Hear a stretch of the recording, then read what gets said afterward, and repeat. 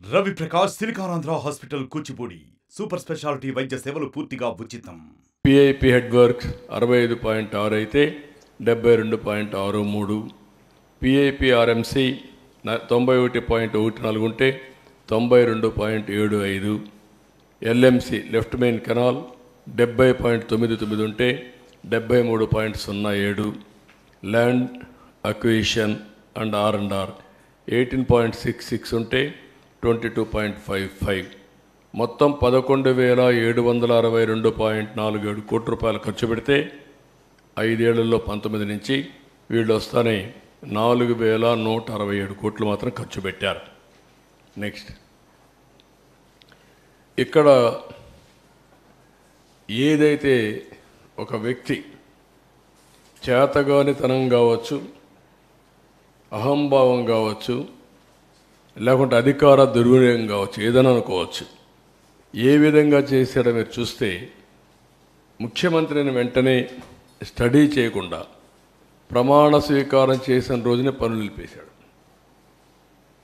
అది ఘోరాతి ఘోరం, చరిత్ర క్షమించరాని నేరం.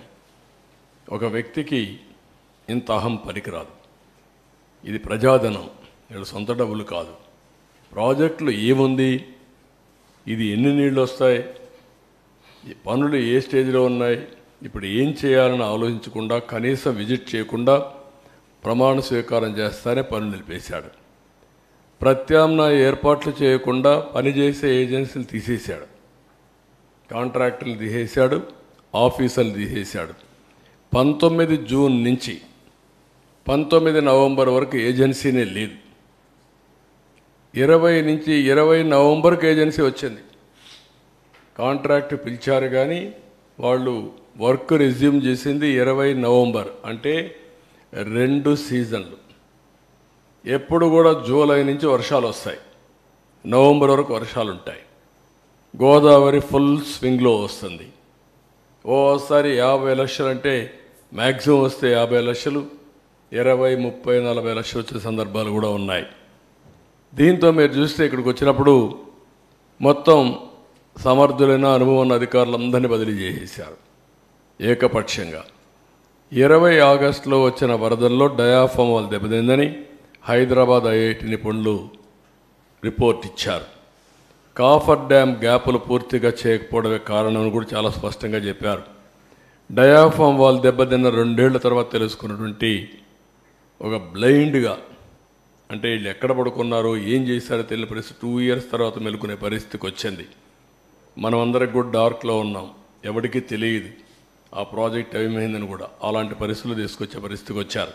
నెక్స్ట్, ఇక్కడ ప్రత్యామ్నాయం ఏర్పాట్లు చేయకుండా జీవోలన్నీ మీకు అందరికి ఇస్తాం, మీరు స్టడీ చేయండి. ఇప్పటికే స్టడీ చేశారు, అది స్టడీ చేసి ప్రాపర్గా ప్రజలకు చెప్పే బాధ్యత మనందరిపైన ఉంది. నెక్స్ట్, ఇక్కడ మీరు చూస్తే ఆగస్టు 13న పీపీఏ మీటింగ్ జరిగింది, పోలవరం ప్రాజెక్ట్ అథారిటీ మీటింగ్. ప్రస్తుతం ఉన్న కాంట్రాక్టర్ పనితీరు సంతృప్తిగా ఉంది, మార్చాల్సిన అవసరం లేదు. 2009లో కాంట్రాక్టర్ మార్చడం వల్ల హెడ్ వర్క్స్ నిలిచిపోయాయి, ఇప్పుడు అదే పరిస్థితులు ఎత్తే ప్రమాదం ఉందని చెప్పారు. 2009లో మీరు ఒకసారి చరిత్ర గుర్తుపెట్టుకోవాల్సిన అవసరం ఉంది. అప్పుడు కూడా ఇదే మరి స్వార్థంతో చేశారు. 2005, 2006 ఆ ప్రాంతంలో ఈ ప్రాజెక్టు ప్రారంభించారు. ప్రారంభిస్తే రాజశేఖర్ రెడ్డి ముఖ్యమంత్రిగా వర్క్స్ అవార్డ్ చేశాడు. అవార్డ్ చేసిన తర్వాత ఆయన కాంట్రాక్టర్లకు కావాలనే ఉద్దేశంతో ఆ కాంట్రాక్టర్ బలవంతంగా చేపించి ప్రీ క్లోజర్ చేసి వాళ్ళని పంపించేసి ఆయన బతుకున్నంత వరకు మళ్ళా టెండర్ పిలవలేకపోయాడు. ఆ డిలే 2014లో కిరణ్ కుమార్ రెడ్డి ముఖ్యమంత్రి అయిన తర్వాత ఒకసారి టెండర్ పిలిచారు. 2009లో ఎలక్షన్ ముందు, ఎలక్షన్లు అవుతానే పిలిచారు, కానీ అప్పుడు కూడా ఏం చేయలేకపోయారు. 14 వరకు వెళ్ళింది.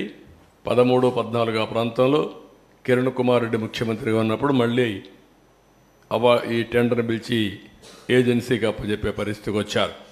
అందుకే చాలా సున్నితమైన ప్రాజెక్ట్ అనే ఉద్దేశంతో, ఇది కేంద్ర ప్రభుత్వానికి సంబంధించిన ప్రాజెక్ట్ అనే ఉద్దేశంతో ఆ టెండరు ఎవరైతే కాంట్రాక్టర్ ఇబ్బందులున్నా ఎక్కడికక్కడ కన్విన్స్ చేసి ఆ పనులు చేసుకుంటూ వచ్చాం తప్ప ఏకపక్షంగా ఎక్కడికి వెళ్ళలేదు. ఈయన చేసింది ఏకపక్షంగా పోయి మొత్తం ఇది దెబ్బతినే పరిస్థితి వచ్చింది. ఈ విషయాలు చాలా స్పష్టంగా వాళ్ళు చెప్పారు. నెక్స్ట్ ఇంకొక పక్కన కొత్త కాంట్రాక్టర్ మార్చడం వల్ల 10 నెలలు పైగా పనుల్లో జాప్యం జరుగుతుంది. మరిన్ని వీడియోస్ కోసం ఛానల్ ని సబ్స్క్రైబ్ చేయండి. లేటెస్ట్ అప్డేట్స్ కోసం వాట్సాప్ ఛానల్ ని ఫాలో చేయండి.